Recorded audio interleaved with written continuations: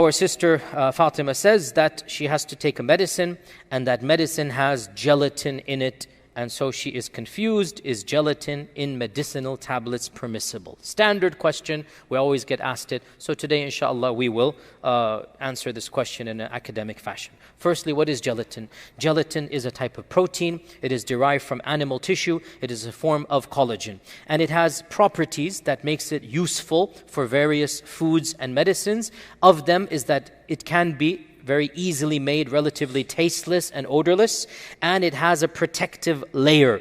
So it can be made to basically put medicine inside it, and you have the gelatin capsule outside of it, right? So it's odorless and tasteless, and you're preserving the stuff inside of it. Or you can add sweet and make the gelatin itself into a sweet. Think of Jello. Jello is exactly gelatin. That's what gelatin is, right? Jello is nothing but gelatin. So that material, which is, just enough permeable and whatnot to enjoy, to eat gummy stuff, and you put some sweet in it or sugar. So gelatin can give texture to a food. It can protect the food inside of it. It's something that can be very useful in many different types of food, and that is why we find it in so many different food products. Now, where does gelatin come from? There are 4 primary sources of gelatin. Number 1, animals.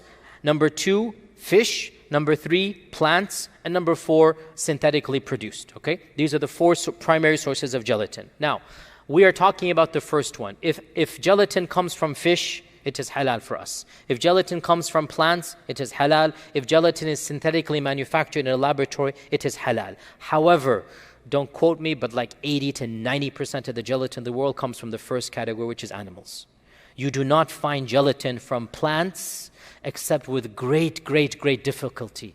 Those that are strict vegans and they will not take gelatin from animals, they will somehow, when they manufacture their pills, they will go to the gelatin from plants, and therefore the price is going to be jacked up because it's more difficult, etc. So that's very rare to find. Gelatin from fish is also very rare because, come on, fish bone, seriously? It's not easy to do, right? So some types of gelatin comes from fish, and typically when it does, it will also have the label on there, but these are very rare. As for synthetically produced gelatin, as far as I know, you will not find it in any food product, because to produce synthetic gelatin is like 50 times more expensive than to just extract it from animals. So why would anybody produce it in a lab? Nobody produces it in a lab and then puts it in a food product. It costs too much. So the default, when you pick up a product and it says gelatin, where is it from? What's the default? Animals. Ignore the other 3 categories unless it says so. If it says, and I've seen this with my own eyes, gelatin in brackets, plant derived. If you find this on the product, 100% halal. And generally, when the corporation is using plant gelatin, it will want to tell you. Why? Because it's advertising to the vegans. Okay? So, we are now talking about gelatin that is animal derived, and that is the default. Now, obviously, now gelatin is derived typically from the meat and the joints and sometimes even the skin of the animals. Obviously, if you're going to use animals that have been slaughtered according to the laws of Islam, so the animal itself is tahir and it is dhabiha and whatnot, obviously if you make gelatin from those bones, gelatin is halal, okay? Nihari is 1 step away from gelatin. Desi log, Nihari is 1 step away from gelatin, and it is 100% halal, okay? So when you make your next nihari, I have to come and make sure it is halal for you as well. Make sure you invite me for that. So, obviously, when the bones are halal, what you produce from the bones is halal. But when you go to the marketplace, are they using the bakra from Eid al-Adha? No. They're using which animal do they use most? Khanzir, pig. Why do they use pig the most? It's the cheapest for them. And also, by the way, the most gelatin comes from those bones as well, by the way. It's 2 reasons. First, pigs are cheap for them, easy. And then number 2, the amount of gelatin they extract from that quantity is more from pigs than from other animals. So, the default when you see gelatin in the Western world is that it is not just coming from a animal, it is coming from the one animal that you don't want it to come from, which is khinzir. Now, I know that some Muslim countries produce gelatin. And if it's a Muslim country producing gelatin, the assumption should be the gelatin is halal.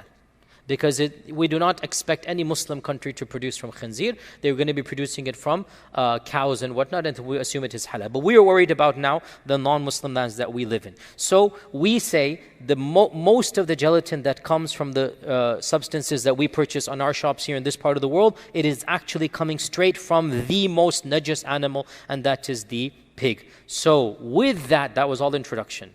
Now we get to the big issue. And this is an issue that I want all of us to know. It's a simple rule of fiqh.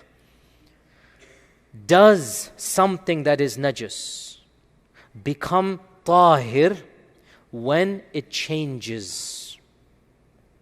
This is the question. Or does it always remain najis? If the source of something is najis, will it always be najis? Or when it changes, it will cease to be najis, and we can now say that it is tahir. It is now pure. The Arabic term for this, the fiqhi term for this is istihala. Istihala. And all of you, without exception, know the root of this word because you say it all the time. La hawla wa la quwwata illa billah. Hawl means, hala yahulu means what? State. Change, state. Istihala, to change from one hawl to another, to change from one state to another. This is what istihala means. It is the technical term that the books of fiqh use about changing substances and products. And this is a classical topic of Islam. You will find discussed in all the madhabs. And the question is, does istihala make the najis tahir? That's the question. Okay? And you will find, and this is an interesting point, because actually, inshallah, our minds will think about this. In early Islam, what I call classical Islam, the majority of the madhabs and scholars said, no, it does not. And it is the standard position of the Shafi'i school, and it is the mu'tamad, or the accepted of the Hanbali school, and it is the well-known also in the Maliki school as well, that something which is najis will always remain najis. However, the Hanafi school, mashallah, tabarakallah, they were the forward thinkers here. And they said, istihala renders najis into tahir. Something that was najis, when it undergoes a transformation completely, it ceases to be najis and it becomes tahir. Okay? And I'm going to be very explicit here. SubhanAllah, I hope this doesn't also, the 10-second clips and then the refutations, I have to be conscious of them all the time, SubhanAllah. Our classical scholars, with utmost respect to them, were also human beings. And their fatwas and their rulings and understandings are based upon the knowledge that they knew. The fact of the matter, anybody who knows the most basic knowledge of modern chemistry cannot possibly hold the majority position anymore. Why? Because everything keeps on changing. The atoms in us would have been najis at one point in time. They're going to be najis at another point in time. Change is a part of nature. And we all are recycling our atoms. And what was najis becomes tahir. What was tahir becomes najis. What we eat goes out, comes in tahir, goes out najis. Right? And what goes out najis decomposes and fertilizes and comes out tahir again. With utmost respect. And this is not meant, a'udhu billah, to make fun of, ya ikhwa, the classical scholars of Islam. Please don't read in. We would not be here without the classical, and yes, even the medieval scholars of Islam. It's not a diss, a'udhu billah, it's just a fact. The scholars were human beings. And they just thought that something that is najis is going to remain najis forever.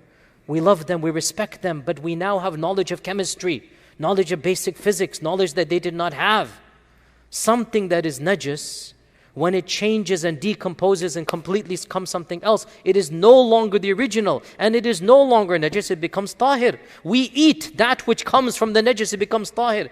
Even physically we understand this. We can take urine and in the simple distillation in the most basic laboratory, extract pure water from urine. Can we not do this now? Right? Pure, the purest. In fact, many cities of the world, their drinking water is recycled water. You did not know this? Okay. This is well known. Now he's going to Google which city and never go there, right? Some of the largest cities in the world, their tap water, which they drink, is the najas that has been recycled, and everybody understands it's completely legit, right? And again, this shows us, my dear brothers and sisters, it's not a'udhu billah making fun of anybody. It's knowledge. You build on what the past is. Jazakumullah khair. We thank you for all that you've done. Now we take your contribution. We now benefit with what we know. We move forward. That's what knowledge is. When we do so, we're not trying to criticize the past. We're simply saying, we thank you for your services. We now need to move on. Nobody can ever claim that istihala doesn't change najis into tahir. This is now the default position of every modern scholar of our times and every council of fiqh across the globe. Even the Shafi'i councils of fiqh have changed their madhab and they say istihala renders tahir into najis into tahir. Is that clear? Right?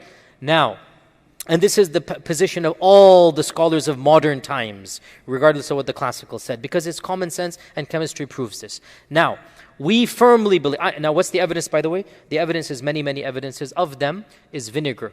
Vinegar is an evidence. Because what is vinegar? Many of us Muslims have no clue what vinegar is. When you find out, you're shocked. You're like, is vinegar haram? That's the next question. No. Our Prophet ﷺ came home, hadith is in Bukhari, and he said to Aisha that, is there anything to dip the bread in? Condiment, is there anything? And she said, we only have vinegar. And he said, give me the vinegar. And he dipped the bread in vinegar. And he said, what a great condiment. Ni'mal idamu al-khul. What a great condiment is vinegar. Vinegar is a great thing to dip your bread in. Sabzi type of stuff. Something you dip your bread into eaten. He ate vinegar. Vinegar is completely halal by unanimous consensus. What is vinegar, O Muslims? Do you have any idea what vinegar is? You would know. What is vinegar?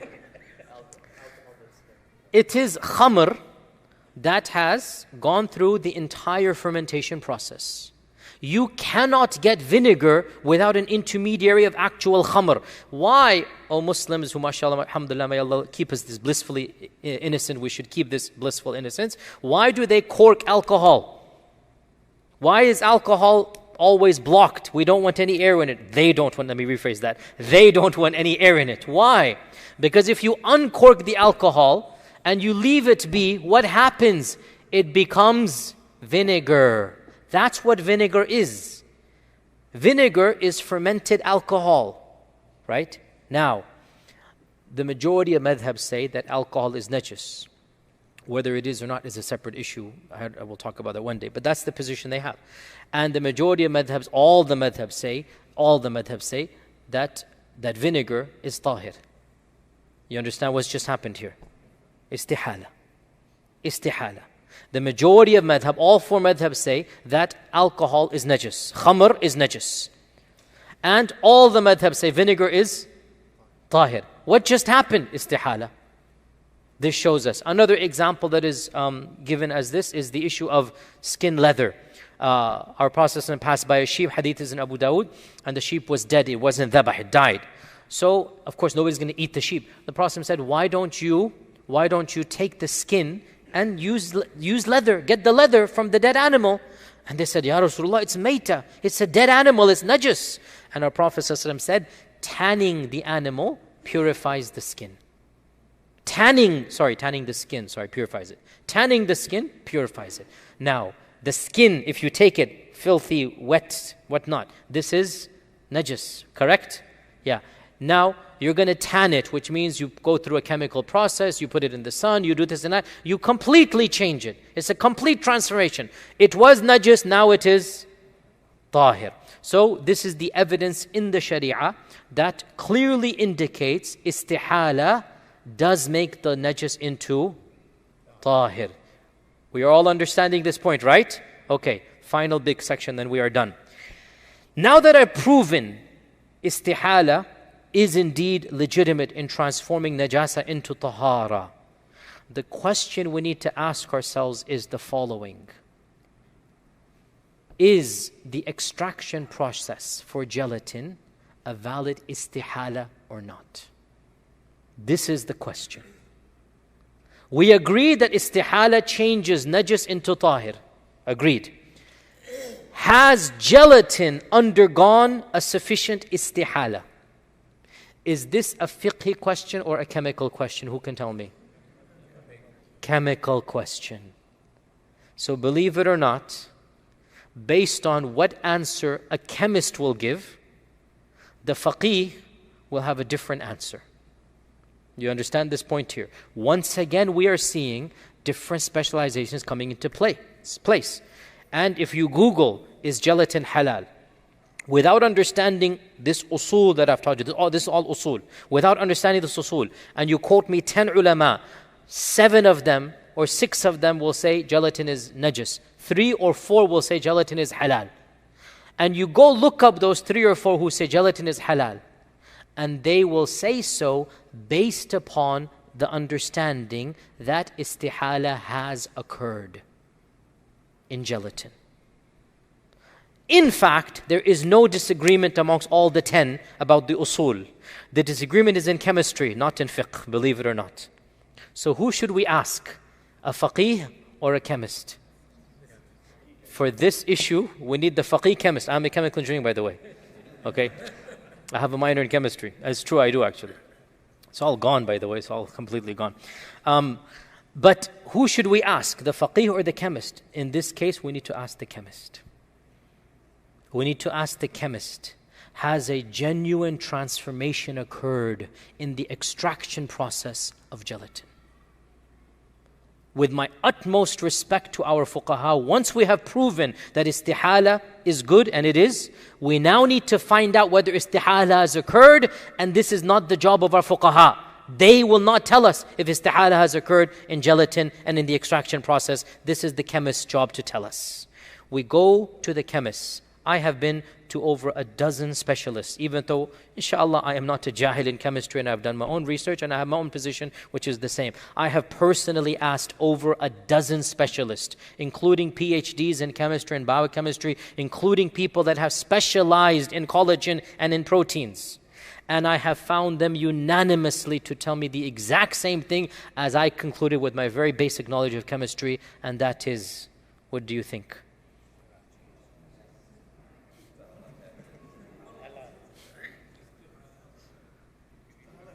MashaAllah, you want the easy position.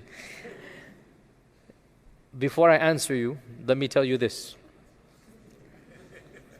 And when I tell you this, you'll know my answer. You can produce gelatin in your kitchen. It's very, very, very simple. You can literally Google how to produce gelatin in your kitchen. And you can take the bones, put them in water, boil them, scrape a little bit, right? Take the bones out, make the water evaporate, do this and that is basically your gelatin. Where do you think I'm heading with this?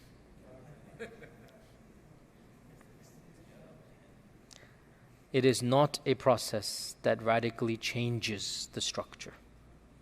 It is simply transferring that collagen from the bones of the animal into a substance that you can use for your food.